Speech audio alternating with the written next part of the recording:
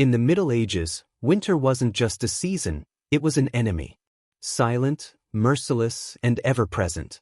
With no electricity, no gas, and no insulation, cold crept through every crack, clung to stone walls, and froze the very air people breathed. And yet, the noble class didn't just survive. They turned freezing stone castles into homes of warmth, strategy, and luxury.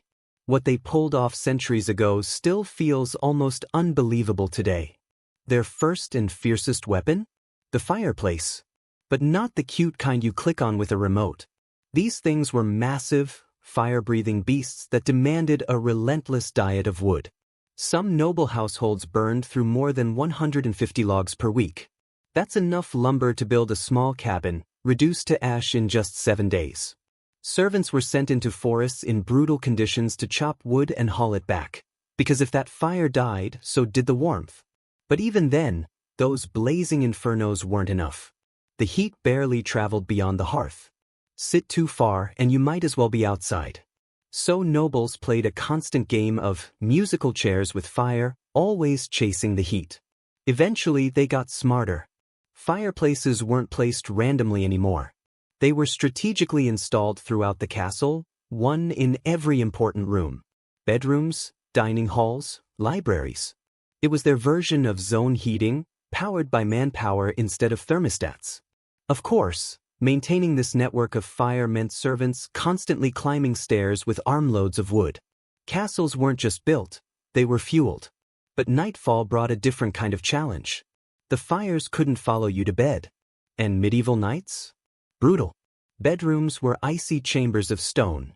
So nobles turned sleeping into a ritual of luxury survival. Beds were giant, raised platforms, draped in thick curtains that trapped body heat like a thermal cocoon. The mattresses? Stuffed with the softest down feathers, some from over 100 birds. Imagine sinking into that cloud. And just before bedtime, servants would slide metal pans filled with hot coals between the sheets. Like a medieval heated blanket, if you ignored the very real danger of starting a fire or burning your legs. Over that, nobles layered up to 7 wool blankets. Getting into bed was basically a full-body workout. But once wrapped up, they were insulated like a human burrito. Even the floors got attention. Cold stone could suck the warmth out of your feet in seconds. So nobles invested in imported carpets, some from as far away as Persia. These weren't decorations, they were foot savers. But the strangest and smartest source of heat? Animals. Cats were like personal heating pads. They curled up by the fire or on your bed, adding warmth and comfort. But nobles took it further. Some brought livestock inside. Yes, cows, goats, and sheep lived inside castles, at least partially. Studies show a single cow can raise the temperature in a small area by 5 to 10 degrees Fahrenheit. These four-legged heaters had their own spaces near living quarters, separated by curtains or thick straw. The heat? Totally worth the occasional moo echoing down the hall. Clothing was another line of defense, and a powerful one. Noble fashion wasn't just for show. It was thermal armor. First came linen undergarments, to trap air close to the skin. Then wool tunics, often made from the finest sheep's wool. Over that, fur-lined cloaks, sometimes sewn from the hides of 5 or more animals. We're talking fox, sable, or even marten. These weren't coats, they were walking ovens. But it wasn't random. Tailors of the time were thermal engineers. They designed clothes with strategic tight points and air pockets to keep heat in and cold out. Thick velvet acted like medieval fleece, trapping warmth while looking ridiculously fancy. Add fur-lined gloves, wool boots, and heavy hoods, and you were basically dressed for a snowstorm every single day. Still, no amount of fur could beat the genius of medieval architecture. Those thick stone walls? They weren't just for protection from invaders. They were thermal batteries. Walls were often up to 12 feet thick. During the day, they absorbed heat from fires or sunlight. At night, they released it slowly into the rooms. Builders even selected stones based on density and heat retention. Windows? Tiny. Placed only where needed, usually on south-facing walls to catch sunlight.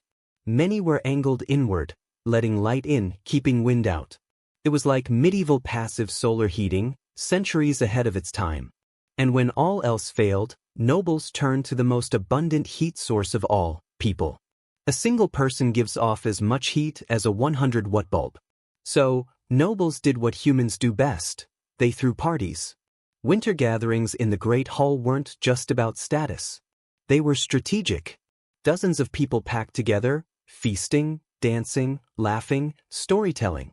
Add in roaring fireplaces and steaming food, and you've got yourself a human-powered radiator. And let's be honest, dancing in 7 layers of wool is a serious cardio workout. But the ultimate luxury in winter? The hypocaust. This system, borrowed from Roman engineering, used a furnace to send hot air beneath the floors and sometimes into the walls.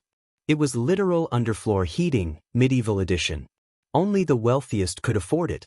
And it needed constant upkeep. Servants had to keep the fires going and the flues clean. But walking barefoot on warm stone in winter? Worth every coin. Even castle kitchens doubled as heating hubs. The massive cooking fires burned all day to slow-cook stews and roasts. The heat didn't stay in the kitchen. It drifted through hallways, warming entire sections of the castle. And yes, they even used heated stones to warm wine cups and ale mugs. It was basically the world's first hot beverage system. So how did medieval nobles survive brutal winters without gas or electricity? They layered smart, dressed warm, built with brains, partied hard, and even shared their castles with cows. They turned necessity into strategy, discomfort into design, survival into status. And centuries later, we're still borrowing their ideas. Heated floors, thermal insulation, zone heating, heavy curtains, even the simple joy of a fireplace. Because warmth is timeless.